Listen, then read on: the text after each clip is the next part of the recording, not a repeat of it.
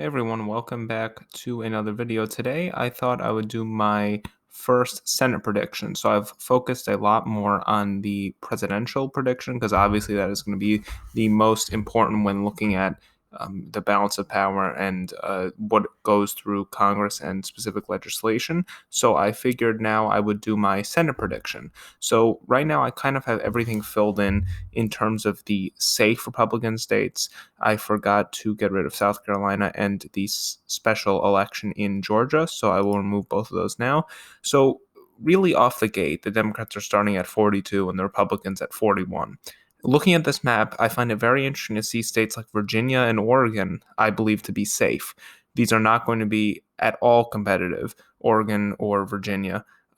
Even though they were in the past, Virginia obviously being a Republican state for a very, very long time, and Oregon being a mildly competitive Democratic state.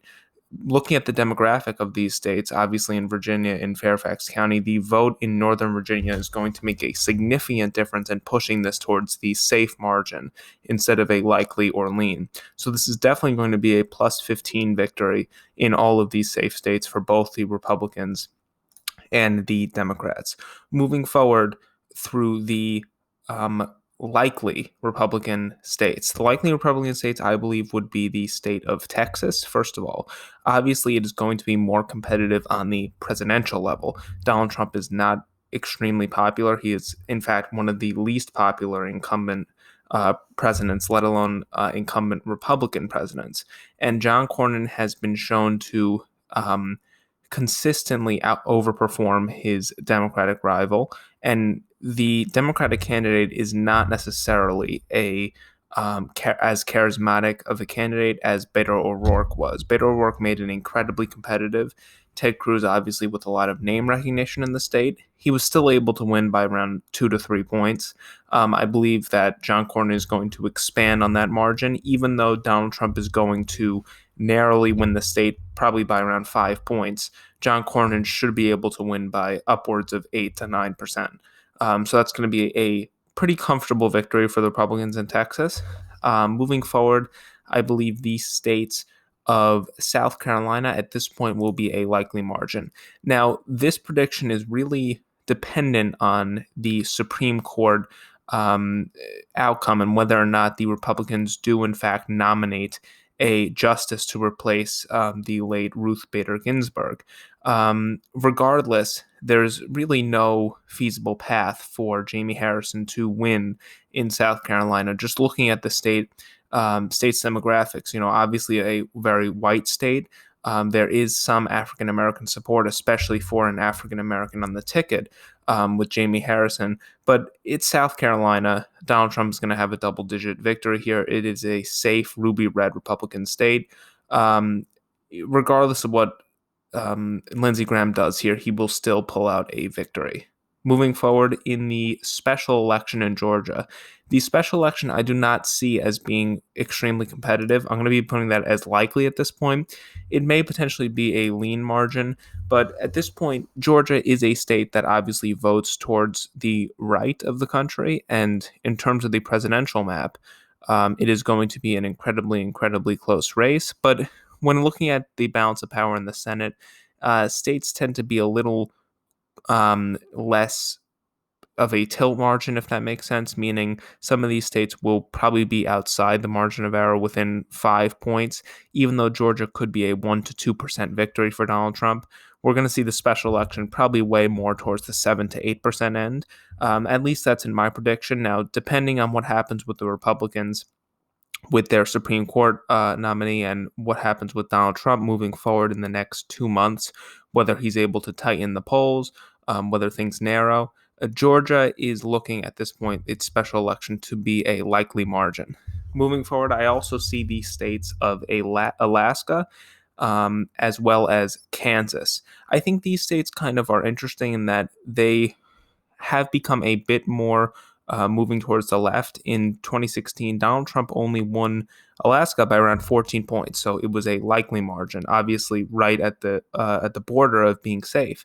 But still, that's important to note that Alaska is usually a ruby red state. But we're seeing that these states, Alaska, Kansas, obviously with a very strong Democratic candidate, Barbara Boyer. She is going to be mildly competitive in the state, and Roger Marshall is not necessarily the right candidate. He doesn't excite Republican voters the same way that Donald Trump would, which is why it may be remotely competitive. It could potentially be on the lean end, but given that it's Kansas and given that Donald Trump is on the top of the ticket, Kansas and Alaska are going to be likely states. Continuing on, Kentucky.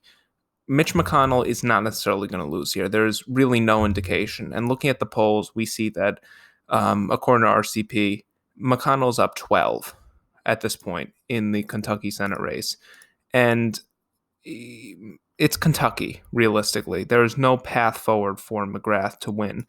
Now, she is a fundraising king, but that doesn't necessarily mean that she is going to be able to win this race. And all metrics have shown that Mitch McConnell will hold on to his seat. It will be by probably a likely margin. It won't be a blowout election of, plus 20, plus 30 points. But McConnell should have no problem winning here and winning fairly comfortably in a likely margin. At this point, I would consider all of that to be the Republicans' likely states. Now, this is a bit overly optimistic for the Republicans. It is very possible for Texas, Kansas, Alaska, South Carolina, even Georgia special. These could all go lean. But at this point, polling has suggested that they will probably go more towards the likely end for the Republicans, especially given Donald Trump on the top of the ticket. There's going to be a lot of down ballot effect. Donald Trump and Joe Biden obviously are going to have a massive effect on what happens in the Senate and the House, which is why a lot of these states are probably going to be like Kentucky, a likely margin. Moving forward with the likely Democratic states, Michigan definitely will be a likely, as well as Minnesota. I kind of fit these into the same column because I do believe that Joe Biden will win both of these states fairly comfortably. Looking at Gary Peters in Michigan, he's running about the same as Joe Biden, +7, +8 in the state of Michigan. And Minnesota as well is looking around the same margin. As long as Joe Biden is, winning these states reasonably comfortably, there is no indication that Michigan or Minnesota are going to vote for the Republicans. And if they were, it would be by an incredibly slim margin, like 2016 with Donald Trump in the state of Michigan. But the state of Minnesota, with the down ballot effect, Donald Trump is making a play for Minnesota. He's making a play for Nevada, and some of these other traditionally Democratic states. He's going to come up short in these states. And because of that, realistically, there's no path for the Republicans to pick up a Senate seat in Michigan or Minnesota. They're really playing defense here. The Democrats don't necessarily have to defend many seats. They're on the offense in North Carolina, in Georgia, and many of these southern states besides Alabama, which is why the Republicans are in a very difficult position. In 2018, obviously the Republicans were able to pick up a few Senate seats because they were in such geographically significant states such as Florida and very, very competitive states. However, the Republicans didn't necessarily have to play defense on the map. They didn't have to play defense in Kentucky and South Carolina, in Colorado or Arizona with incumbent Republican senators. They were playing offense in more traditionally Democratic states, which is why the map is very difficult at this point for the Republicans to maintain a majority. But moving forward, I believe that the states of New Mexico, at this point, I didn't fill out as safe. It's not going to be as safe as a margin of something like Massachusetts or Oregon, but it's still going to be a safe margin, probably right around that 15% mark, putting it into the likely column. But at this point, I'm going to be characterizing it as safe because I do think that this is a very, very left state. It has moved very, very far towards the Democrats. Joe Biden is going to have a tremendous victory here, which is why I see New Mexico going towards the Democrats. At this point, that would put the race at 45 for the Democrats and 46 for the Republicans. Now, there are some more states in the South, but looking at the remaining states, these are all ones that Republicans are going to have to hang on to, except for New Hampshire. Maine with Susan Collins. She obviously was very popular before her decision to vote for Brett Kavanaugh, which has had a tremendous effect on her race. And Sarah Gideon has shown to be a tremendous fundraiser. And looking at the race in itself, Sarah Gideon has been on top, and I think it's going to be mildly competitive. I think Susan Collins is going to be able to remain competitive with a lot of those independent voters who may have swayed towards Trump. I think she's still going to get a lot of that vote, and I think that her separation from Trump on a lot of these issues, such as the Supreme Court pick, where she said we should have the next president decide who is put on the court. I think her separation from Trump is going to help her in a state like Maine, which significantly votes towards the left, despite it being close in 2016. But Maine is a Democratic state, and with Susan Collins' vote on Brett Kavanaugh, I think that Maine at this point is going to be a lean towards Sarah Gideon. There's no real way for Susan Collins to win here unless Donald Trump is actually winning the election, which I do not see happening. And despite her winning by very comfortable margins in a Democratic state, she has shown to be bipartisan. She has shown to work on both sides of the aisle. However, that does not mean that she's going to be able to hang on in a state that will vote comfortably for Joe Biden. And again, repeating that down ballot effect, it is going to make a difference in a state like Maine. Moving forward, I believe that likely margins as well. I know I skipped right to the lean because I thought Maine was important to talk about, but likely, I believe that Colorado is going to be a likely state. Obviously, this is very, very important because this is a incumbent Republican, Cory Gardner. Cory Gardner has shown to vote for Trump or vote with Trump's agenda, 90% of the time. He is a Trump supporter.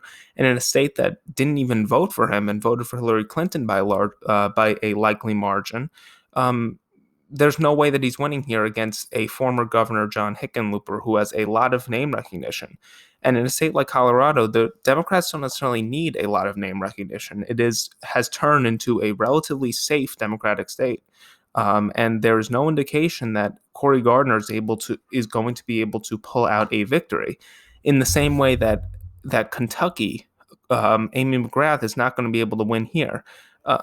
The only way for Cory Gardner to win, it's kind of the same thing with Kentucky or South Carolina or Kansas. These states have moved so far towards the right that the odds of a Democrat winning here are very, very slim. In the same way that the odds of a Republican winning in Colorado or Michigan or Minnesota have decreased significantly. So Colorado will be going to the likely. And if you see, as we fill out these states, the Democrats right now are at 47. The Republicans are at 46. It is going to be competitive. And at this point, I am projecting that Joe Biden will win the presidency, which means that the Democrats would only need to get to 50 for a majority. And right now, they look like they're on path to do that with a victory in Arizona, which I think will be a likely margin. Martha McSally is single-handedly going to hand the Democrats two Democratic seats. In a state that 4 years ago had two Republicans, will now turn into two Democratic seats, as well as a 4-3 majority in the House of Representatives for the Democrats, which is absolutely stunning. This state has kind of migrated the same way like Virginia. Virginia was a Republican state and slowly, after a few years, migrated into what has become a relatively safe Democratic state. Arizona is in that column. Obviously, with Phoenix, with Maricopa County expanding on the amount of immigrants living there, and the Latino vote, that is going to make a difference.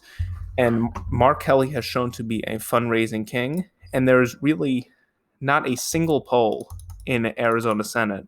For some reason, my page is not working. There we go. At this point, Kelly is at 50% to Martha McSally's 43%. He is up plus 6.7.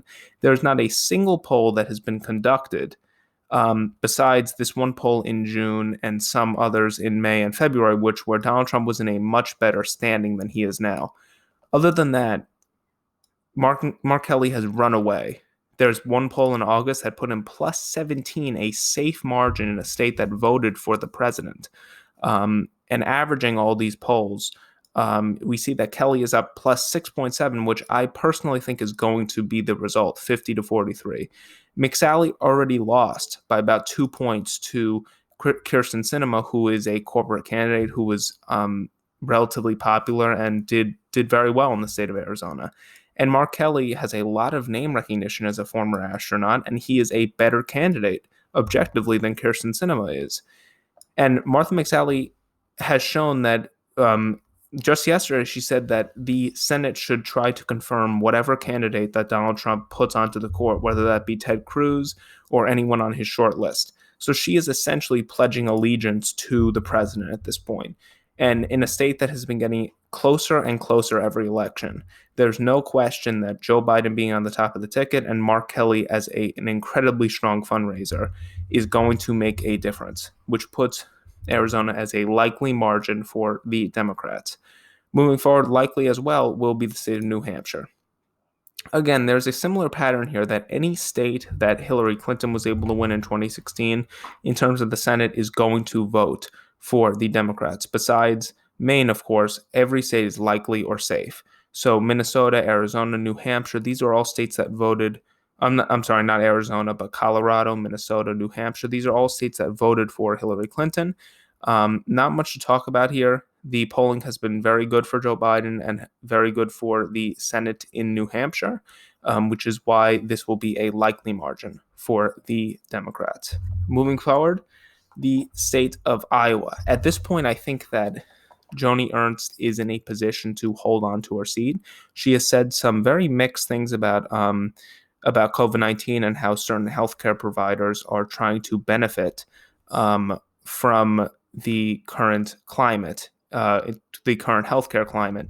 However, Donald Trump will likely he is the favorite to carry Iowa at this point, which is why, again, there's a very clear message here of down ballot effect. All of these states have some type of down ballot effect, whether we're talking about Arizona, Colorado, whoever is at the top of the ticket, given how polarized our country is. People are not going to do split ticket. They're not going to decide to vote for Joe Biden or Donald Trump and then split for the other party. We are so polarized as a country now that whoever you're voting for president, you're voting for that party for the rest of the ticket, which is why in a state that I think Donald Trump is going to win, Iowa, I'm going to be putting that into sorry, today I'm just having a lot of trouble talking. I'm going to be putting that as a tilt towards the Republicans. This is going to be very, very, very close. I think that Joni Ernst is going to pull out a victory here, though, by probably 10,000 votes. And at this point, that would put the Democrats at 49 and the Republicans at 47. Just looking at this, the amount of defense that the Republicans are having to play and how close some of these safe races should be. Kentucky, likely margin, should be absolutely a safe margin for the Republicans. Kansas should be safe. South Carolina should be safe. This is a crisis for the Republican Party. They need to start having a firm grasp on states like South Carolina, on Kentucky. These have to be safe margins if they want any chance to hold on to the Senate. But moving forward, the state of Alabama. Doug Jones obviously won in 2018 by a very narrow margin against an incredibly horrific Republican candidate, and he was only able to win by a slim margin. Tommy Tuberville, obviously a big Trump supporter, and in a state that is going to vote by a very safe margin for the president, there's every indication that this will probably be a likely to lean margin. I'm going to be putting it as lean at this point just because of the fact that Doug Jones actually is not underwater in terms of his approval rating, as well as the fact that he is an incumbent. And even though he is a Democrat, he is still an incumbent, and he has a lot of name recognition because of his victory in 2018. And I think that is definitely going to help him, but I don't think it's going to put him in a situation where he wins or comes within 5. I think this is probably going to be a 5 to 8 point victory. But going to be giving it as a lean at this point. Could be a likely margin for sure. Now, moving forward, the state of Georgia. Again, this is a very similar result to Iowa in that Donald Trump is going to have an extremely slim victory in the state of Georgia. which is why, despite Ossoff having incredible fundraising and being a good debater, Georgia will still hang on with President Trump. And for that reason, I think it will hang on with the Republicans in the Senate. So I'm going to be giving that as a tilt to the Republicans. Now, look at where we are. We're at 49 to 49. I didn't do that on purpose. 49 Democrats to 49 Republicans, which means that the states of North Carolina and Montana are going to be integral, as well as who wins the election. Obviously, if the Democrats are able to win a state like North Carolina and potentially lose a state like Montana, it would be 50-50, and the vice president would break the tie, which at this point I believe would be Kamala Harris, given all of the polling and given Joe Biden's strength in a lot of these Rust Belt states and in some states that Hillary Clinton was also able to claim victories in. So filling out North Carolina and Montana, I actually just filled out exactly what I think is going to be the prediction. I think that North Carolina will tilt towards the Democrats, and I think at this point Montana will be a tilt towards the Republicans. Montana is going to be very, very strong for Donald Trump, and that down ballot effect will, even though the former governor is running, I do think that it's going to be incredibly close, and it is possible that he pulls out a victory. But at this point, all polling has suggested that he is probably going to lose here by 1 to 2%. And the same has been shown for Tom Tillis. Some polls have had him, clearly behind Cal Cunningham by around 4 points, which would be an incredible victory. That would be a lean margin for the Democrats in a state that voted for President Trump and has an incumbent Democratic governor. So that is going to be an incredibly, incredibly close race. It probably will not be decided on election night, as with a lot of these other states, especially with mail-in voting as a big issue in this 2020 cycle. So I'm going to be giving that as a tilt to the Democrats, and I think that even though Joe Biden will likely lose the state by an incredibly, incredibly small margin, I think that Tom Tillis not having much name recognition in this state is definitely going to hurt him as a candidate. And I think someone like Joe Biden at the top of the ticket with Cal Cunningham, who is an incredibly strong candidate, I think that is going to help the Democrats win narrowly in the state of North Carolina. So at this point, we have control 50-50, the Democrats at 50 and the Republicans at 50, and Vice President Kamala Harris, will be breaking the tie, which means the Democrats have the majority in the Senate, as well as a clear majority in the House of Representatives. So thank you everyone so much for watching this video, and I will see you in the next one.